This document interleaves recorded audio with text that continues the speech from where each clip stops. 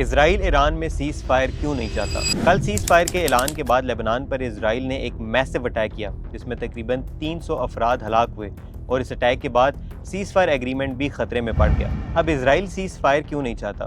پہلی وجہ یہ ہے کہ اسرائیل ایران کو اپنے لیے سب سے بڑا خطرہ سمجھتا ہے، کیونکہ ایران فلسطین کی کھل کے حمایت کرتا ہے اور اسرائیل کو تسلیم نہیں کرتا۔ اسی لیے اسرائیل نہیں چاہتا کہ ایران مضبوط ہو یا ریجن میں اپنا انفلوئنس بڑھائے۔ اینالسٹ کے مطابق یہ دراصل اسرائیل کی جنگ ہے جس میں امریکہ اسرائیل کا ساتھ دے رہا ہے، اور جب تک اسرائیل مطمئن نہیں ہوتا سیز فائر ممکن نہیں۔ دوسری وجہ یہ ہے کہ بنجامن نیتن یاہو کو کرپشن اور دباؤ کا سامنا تھا، جس سے نکلنے کے لیے اس نے ایران کے ساتھ جنگ شروع کی، اور اس حملے کے لیے اسرائیل کو امریکہ کی ضرورت تھی، لیکن ابتدا میں ڈونلڈ ٹرمپ تیار نہیں تھے۔